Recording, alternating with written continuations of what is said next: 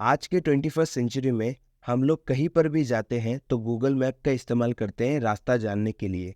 क्या होता अगर कि ऑर्गेनाइजेशन में काम करते समय कोई एक इंसान हमको हमेशा गाइड करता, तो कैसा होता?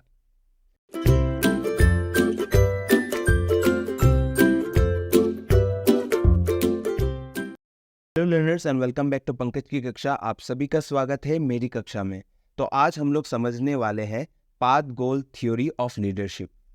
तो ये जो थ्योरी है path goal theory of leadership, ये आता है आप लोग का सिचुएशनल लीडरशिप थ्योरी के अंडर।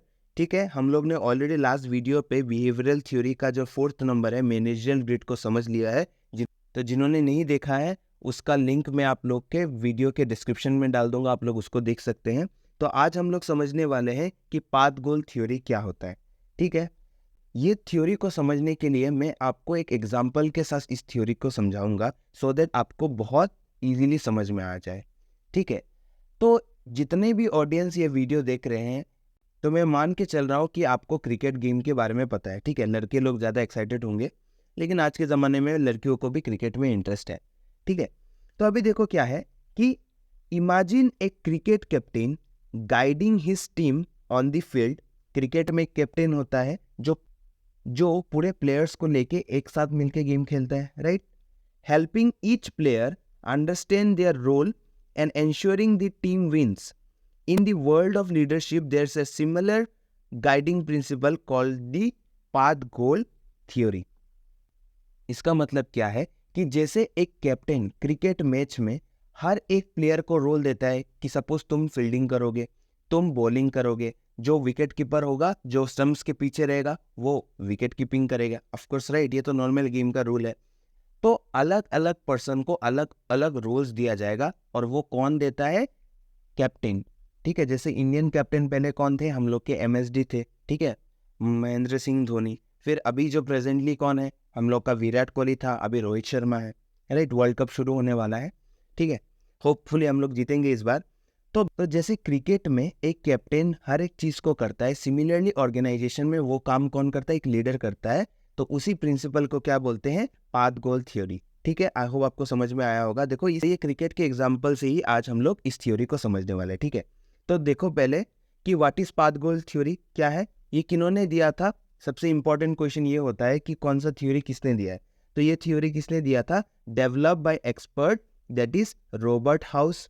ठीक है, उनका नाम क्या था? रॉबर्ट हाउस था। ठीक है, तो उसके बाद क्या है कि देखो the path goal theory is like the game plan of a cricket captain. जो मैंने बोला था, he suggest that a good leader just like that captain should guide their team members, helping them understand their rules, navigate challenges and achieve their goals. जैसे cricket में एक captain हर एक player को अलग अलग रोल देता है। कोई चैलेंजेस आता है, जैसे कोई ओवर में जैसे मान के चलो कि बहुत सारे छक्के लग गए। ठीक है, फिर कैप्टन आके बोलता है कि नहीं कि आपको ये करना चाहिए, आपको ये बॉलिंग करना चाहिए, तो आपको फ़ायदा होगा। आपके प्लान्स को थोड़ा चेंज कीजिए, आपकी स्ट्रेटेजी को थोड़ा सा चेंज कीजिए। राइट, ये काम कौन करके देता है? कैप्टन करके देता है। सिमिलरली पाथ गोल थ्योरी में बोला गया है कि जैसे ऑर्गेनाइजेशन में बहुत सारे लोग काम करते हैं, तो एक लीडर क्या होता है? एक लीडर आता है, ठीक है, जिसको लीडर माना जाता है या फिर बनाया भी जाता है, आगे हम लोग समझेंगे। तो एक लीडर क्या करता है? अलग अलग एम्प्लॉयज़ को अलग अलग रोल देता है कि जिसको जो काम चाहिए और जिस काम में एक्सपर्टीज़ है उसको काम दिया जाता है। साथ ही साथ अगर कोई चैलेंजेस आता है, कोई प्रॉब्लम्स आता है, तो वो उसको गाइड भी करता है। ठीक है, आई होप आपको ये समझ में आ गया होगा कि पाथ गोल थ्योरी का मतलब क्या है। ठीक है, थोड़ा सा और इन डेप्थ जाते हैं। देखो कि the name path goal has a simple meaning. मैंने बोला था, देखो क्या है पाथ का मतलब? क्या होता है? रास्ता। ऑफ कोर्स क्या है? देखो, दिस इज द जर्नी और route that team members take to achieve their goals.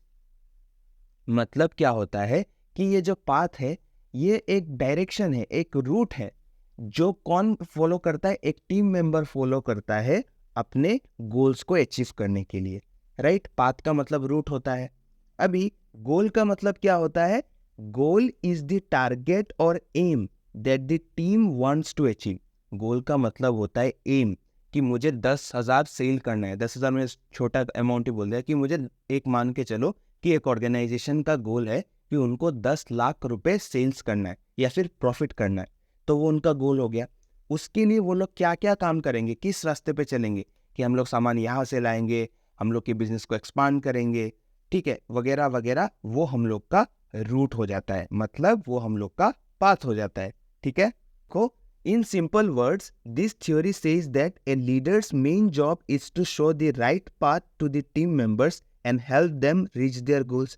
इसका मतलब क्या होता है कि यहाँ पे एक लीडर का काम होता है कि हर एक टीम मेंबर्स को राइट पाथ पे लेके चलना और साथ साथ क्या करना है कि गोल्स को अचीव भी साथ साथ करना है, गाइड भी करना है और साथ ही साथ गोल्स को अचीव करने में भी मदद करना है, ठीक है।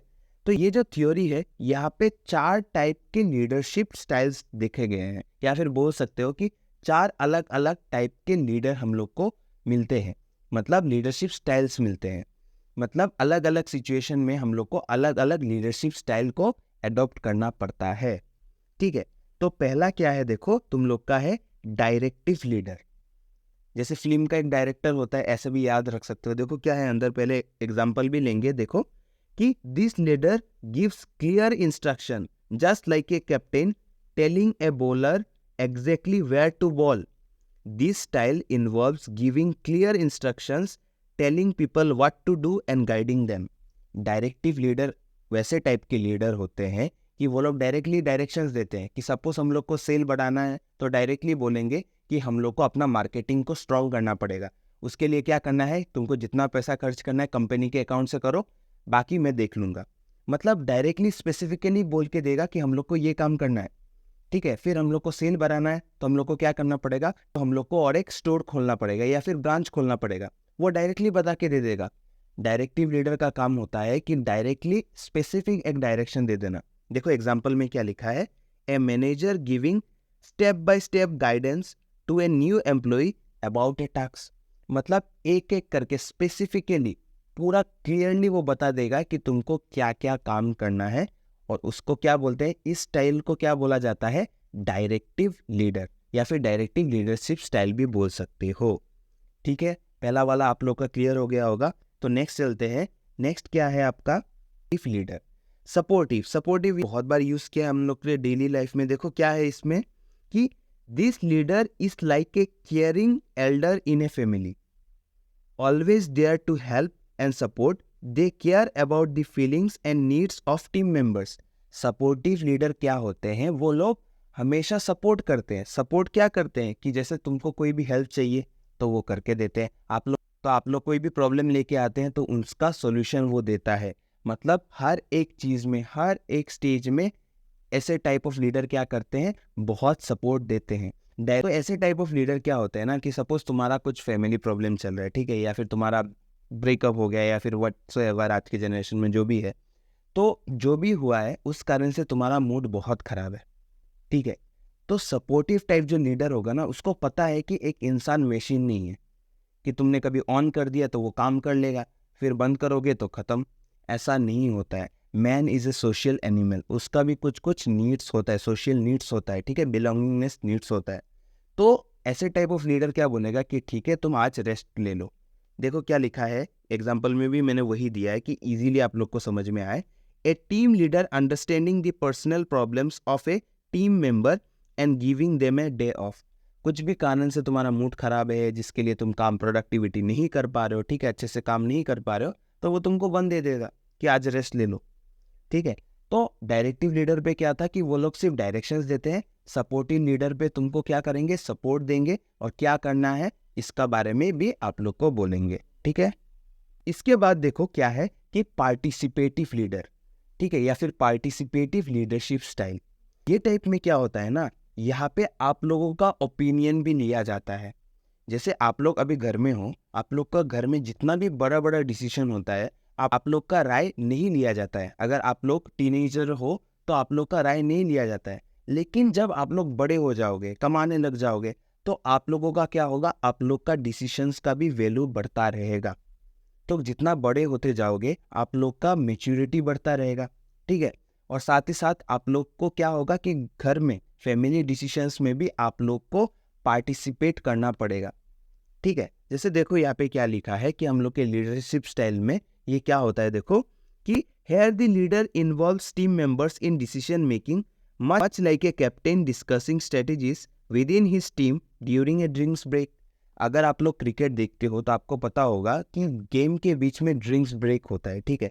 जब कैप्टन क्या करता है, बाकी जितने भी प्लेयर्स है, बाकी जितने भी 10 प्लेयर्स है, उनके साथ मिल के बैठ के बात करते हैं कि हम लोग को क्या करना है, हम लोग के क्या प्रॉब्लम है, अगर अच्छा खेल रहे हैं तो हम लोग को आगे भी मेंटेन करना है, राइट। सिमिलरली पार्टिसिपेटिव लीडर क्या होते हैं कि वो लोग एम्प्लॉयज़ का भी डिसीशंस को लेते हैं, कि उनका राय पूछते हैं कि ये ठीक होगा कि नहीं, हमारे कंपनी के लिए हम लोग को ये करना चाहिए। आप लोगों को अगर कुछ ओपिनियन देना है कि कुछ सजेशंस देना है तो आप दे सकते हो, हम लोग उसको कंसिडर करेंगे।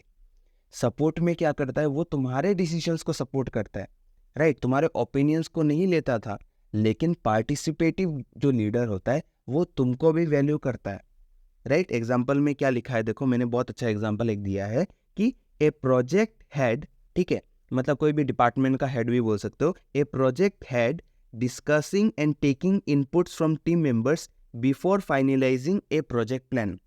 सपोज आप लोग को एक प्रोजेक्ट मिला है कि आप लोग को 10,000 जूता बनाना है, ये प्रोजेक्ट मिला है।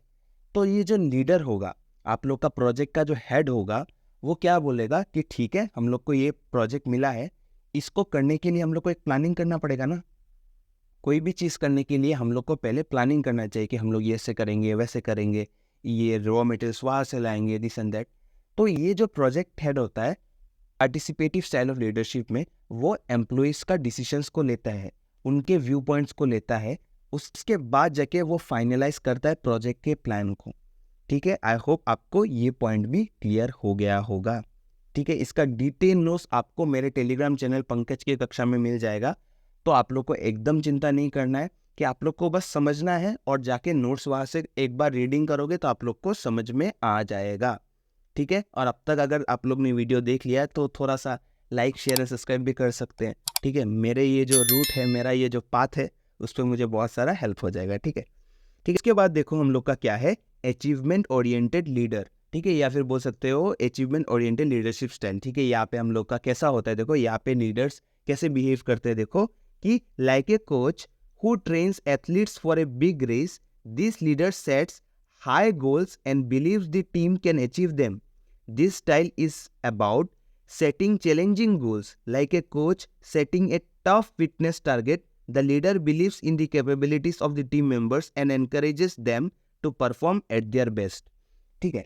ये जो रॉबर्ट हाउस थे ना, इन्होंने ये थ्योरी किस लिए बनाया, मैं आप लोग को एक चीज बताता हूँ कि ऑर्गेनाइजेशन में एक लीडर जो होता है वो अच्छे से गोल्स को पहले से ही सेट कर दे, ठीक है। इससे क्या होगा कि बाकी जो मेंबर्स है उनको एक अच्छा सा रूट मिल जाए, और ये जो जर्नी रहेगा, इनको जो ऑर्गेनाइजेशन का गोल्स को अचीव करने का जो जर्नी रहेगा, तब एक लीडर को सपोर्ट देना पड़ेगा, गाइड करना पड़ेगा। अगर कोई प्रॉब्लम है तो उनको सपोर्ट भी करना पड़ेगा, सॉल्व करके देना पड़ेगा उनके प्रॉब्लम्स को, ठीक है। अभी बात ये है कि ये जो अचीवमेंट ओरिएंटेड लीडर है ना, वो बहुत चालू लीडर है, ठीक है। चालू लीडर है क्यों मैंने बोला है कि वो क्या करता है, वो चैलेंजिंग गोल्स को रखता है। सपोज उसको पता है कि हम लोग 100 जूते बना सकते हैं महीने का, एग्जाम्पल ले रहा हूँ, ठीक है। 100 जूते बना सकते हैं महीने का, तो वो जानबूझ के क्या करेगा कि 200 का टारगेट रख देगा, डबल टारगेट रख देगा, चैलेंजिंग। 100 बनाने में प्रॉब्लम हो रहा है, वो 200 का टारगेट रख देता है। तो एक चीज तो क्लियर हो गया ना, जब हम लोग 200 का टारगेट करते हैं तो एटलीस्ट 150-160 तो इजीली पहुंच जाएंगे। 200 ना ही पहुंचे वाला तो 150 तो पहुंच जाएंगे। तो इससे क्या हुआ कि हम लोग कितना अचीव कर सकते थे, पहले 100 ही अचीव कर सकते थे, लेकिन जब हम लोग ने अपना टारगेट को बढ़ा दिया तो ऑफकोर्स हम लोग जितना सोचे थे, एवरेज जितना हम लोग ने सोचा था, उससे अच्छा परफॉर्म करेंगे। तो ऐसे टाइप ऑफ लीडर क्या होते हैं, वो लोग हमेशा से चैलेंजिंग काम करना पसंद है, कि ज़्यादा टारगेट रखते हैं, कि अगर कंपनी ने इस बार अच्छा किया तो वो लोग टारगेट करेंगे कि नेक्स्ट टाइम और बहुत अच्छा करना है। का मेन गोल होता है कि चैलेंजिंग टास्क को फॉर्म करना, ठीक है। इसके बाद देखो इसका एग्जांपल क्या है, आप लोग को क्लियर हो जाएगा। A sales manager setting a higher sales target for his team knowing they have the potential to achieve it. ये लोग बोलते हैं कि एक मैनेजर जानबूझ के अपने सेल्स के टारगेट को ज़्यादा रखता है, क्योंकि उसको विश्वास है कि उनके पास इतना पोटेंशियल है कि वो लोग अचीव कर सकते हैं। ठीक है, ये जो हम लोग का अचीवमेंट ओरिएंटेड लीडर होता है ना, उसको अपने टीम मेंबर्स पे, ऑफ कोर्स अपने एम्प्लॉयज़ पे बहुत ज़्यादा बिलीव होता है। मैं टीम ही बोलूँगा क्योंकि हम लोग एज ए टीम ही काम करते हैं, ठीक है, ऑर्गेनाइजेशन में। तो ये जो टाइप ऑफ लीडर होते हैं ना, उनको अपने टीम मेंबर्स पे बहुत भरोसा होता है। ठीक है, लगता है कि उनके टीम मेंबर्स के बाद बहुत पोटेंशियलिटी है कि वो लोग अच्छे से हम लोग के गोल्स को अचीव कर पाएंगे। ठीक है, देखो हम लोग इस डायग्राम को देखते हैं। इस डायग्राम को देख के हम लोग को ये पूरा जो गोल थ्योरी है या फिर गोल का जो ये पाथ है हम लोग को समझ में आ जाएगा। देखो पहला क्या होता है कि लीडर आइडेंटिफाई सबऑर्डिनेट्स का नीड्स। एक लीडर क्या करेगा, पहले जो सबऑर्डिनेट्स है, एम्प्लॉयज जो है, उसका नीड को देखेगा। ठीक है, यहाँ पे क्या होगा कि सपोज मैंने बोल दिया कि तुमको ये काम करना है, लेकिन अगर मैं कोई रिवार्ड नहीं देता हूँ तो काम करोगे क्या? राइट। अभी अगर मैं आप लोग को बोलूँ कि आप लोग मेरे सब वीडियो को जाके लाइक करो तो मैं सबको 500 रुपये दूंगा, अगर मैं 500 रुपये नहीं देता तो आप लोग लाइक करते क्या? प्रैक्टिकली आप दिल पे हाथ रख के बताओ कि आप लोग करते क्या? कि नहीं सर इतना आलसी कौन है, सब वीडियो पे जाऊँ ये सब करूँ। लेकिन 500, मैं तो बोल रहा हूँ आप लोग 50 रुपये के लिए भी कर लोगे। ठीक है, कोई भी रिवार्ड अगर हम लोग कोई भी चीज़ के साथ अटैच करते हैं तो एक ह्यूमन टेंडेंसी हो जाता है वो काम को करने के लिए। ठीक है, और आजकल पैसों से तो देखा ही जा रहा है कि हम लोग के बहुत सारे ऑर्गेनाइजेशंस में पैसों का खेल चल ही रहा है। ठीक है, एनीवेज अभी देखो ये गोल पाथ क्या होता है। पहला कैसे स्टार्ट होता है कि लीडर आइडेंटिफाई सबऑर्डिनेट्स नीड्स। पहले सबऑर्डिनेट्स का नीड्स को हम लोग देखते हैं कि उसका नीड क्या है। Appropriate goals are established. पहले हम लोग ने देख लिया कि एक एम्प्लॉयज को क्या चाहिए अपने ऑर्गेनाइजेशन से। उसके बाद हम लोग ने अपने ऑर्गेनाइजेशन का गोल्स को सेट किया। एप्रोप्रिएट गोल्स आर एस्टैब्लिश, हम लोग ने सोच लिया कि हम लोग को क्या अचीव करना है। ठीक है, मतलब सोच के रखा है। इसके बाद क्या होगा कि नेक्स्ट देखो, leader connects reward with goals. तुमने क्या सोचा कि हम लोग ने एक टारगेट सेट किया कि 1 लाख सेल्स हम लोग को करना है, और उसके साथ साथ हम लोग ने रिवार्ड को भी अटैच कर दिया कि अगर हम लोग ने 1 लाख गोल्स अचीव किया, जो टीम उसको अचीव करेगा तो उनको बैंकॉक का एक ट्रिप मिल जाएगा, या फिर मालदीव्स का एक ट्रिप मिल जाएगा, या फिर उनका सैलरी में 1 महीने का बोनस मिल जाएगा। तो इससे क्या हुआ कि हम लोग ने गोल को एक रिवार्ड के साथ अटैच कर दिया। ठीक है, इसके बाद देखो नेक्स्ट क्या है, both leader provides assistance on employee path towards goal. यहाँ पे बोला गया है कि हम लोग ने जब लास्ट क्या था, हम लोग ने गोल्स को किसके साथ अटैच किया, हम लोग के रिवार्ड्स के साथ। और इसके बाद क्या होता है कि हम लोग क्या करते हैं, हम लोग को असिस्टेंस देना पड़ेगा, गाइड करते रहना पड़ेगा, क्योंकि एक लंबा जर्नी है ना। गोल्स हम लोग 2 दिन के लिए नहीं बनाते, राइट।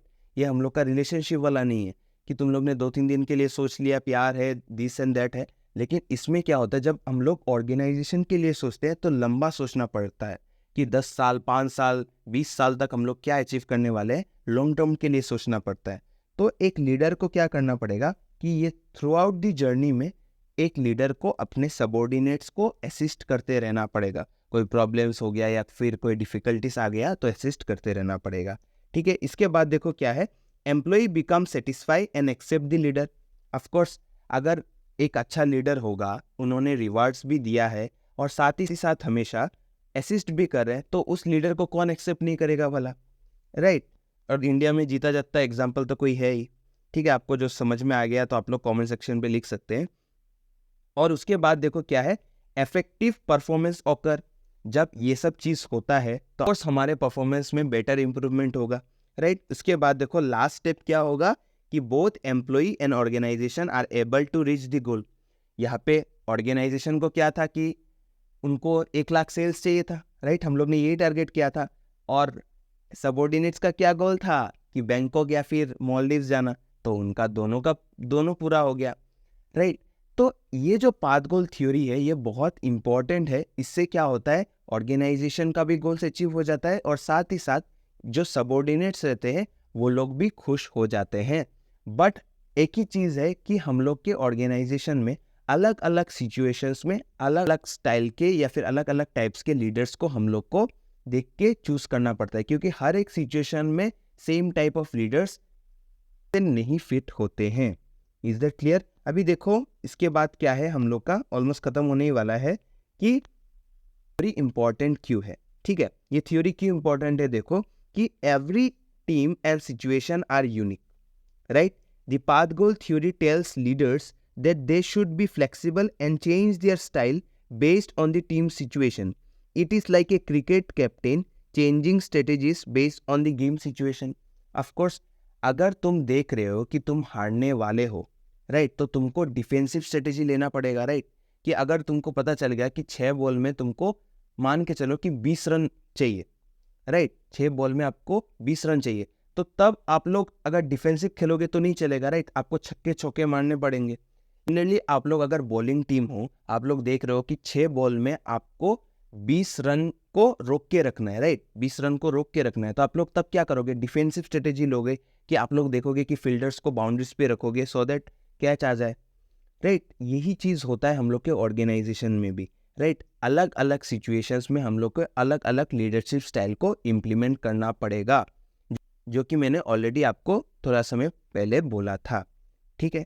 और हमेशा की तरह जब हम लोग का कुछ अच्छा होता है तो कोई ना कोई टोकने आ ही जाता है, राइट। इसमें भी कुछ ना कुछ प्रॉब्लम्स थे, तो देखो क्रिटिसाइजर्स लोग ने क्या बोला कि पहला चीज़ है कि कॉम्प्लेक्सिटी, ये एक कॉम्प्लेक्स थ्योरी है जो इजीली अंडरस्टैंडेबल नहीं है, ठीक है। पहला पॉइंट क्या था कि कॉम्प्लेक्सिटी है। उसके बाद देखो नेक्स्ट है आप लोग का नेग्लेक्ट्स इंट्रिंसिक मोटिवेशन। मैंने ऑलरेडी आप लोग को और एक वीडियो में समझाया था कि मोटिवेशन 2 टाइप के होते हैं, इंट्रिंसिक और एक्सट्रिंसिक। इंट्रिंसिक मोटिवेशन होता है जो खुद से मोटिवेटेड रहते हैं, राइट। और इसका और एक टाइप क्या होता है कि आपका एक्सट्रिंसिक मोटिवेशन। एक्सट्रिंसिक मोटिवेशन क्या होता है कि आप लोग ने देखा कि कोई भी एक चीज़ के साथ वो रिलेटेड है, कि सपोज ये जॉब करने से आपको वो चीज़ मिलेगा, इतना अच्छा सैलरी मिलेगा, वो आपका एक्सट्रिंसिक मोटिवेशन है, राइट। एक्सटर्नल फैक्टर्स के कारण आप लोग मोटिवेटेड फील करते हो, राइट।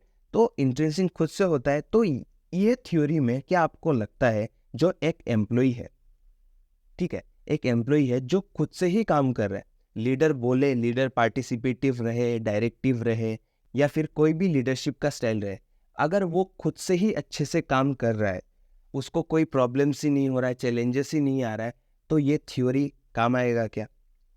ये थ्योरी तो तभी काम आता है ना जब हम लोग एक्सट्रिंसिक मोटिवेशन के साथ लिंक है, जब हम लोग काम को रिवार्ड्स के साथ ज्वाइन करते हैं। एक एम्प्लॉई जो खुद से ही काम कर रहा है, उसको बैंकॉक भी नहीं जाना, मालदीव्स भी नहीं जाना, उसके माँ के साथ मंदिर जाना है, ठीक है, तो उस इंसान को आप लोग मालदीव्स का चीज़ देके या फिर कोई भी जगह का ट्रिप देके या फिर पैसा देके उसको काम नहीं करवा सकते, क्योंकि वो खुद से ही काम कर रहा है ना। तो यही चीज़ होता है कि हम लोग के क्रिटिसाइजर ने बोला कि जो इंट्रिंसिक मोटिवेशन होता है, इस थ्योरी का नंबर 2 क्रिटिसिज्म होता है। और भी बहुत सारे हैं लेकिन ये 2 मेनली होता है, ठीक है। तो मैं आशा करता हूँ आप लोग को समझ में आ गया होगा ये थ्योरी क्या है। तो जल्दी मिलेंगे नेक्स्ट कक्षा में, और आप लोग टेलीग्राम चैनल ज्वाइन करके रख दीजिए, क्योंकि वहाँ पे ऑलरेडी 600 से भी ज़्यादा लोग ज्वाइन हो चुके हैं। तो जल्दी मिलते हैं नेक्स्ट कक्षा में। तो आप लोग अपना कलम, किताब और फ़ोन लाना मत भूलिएगा। धन्यवाद।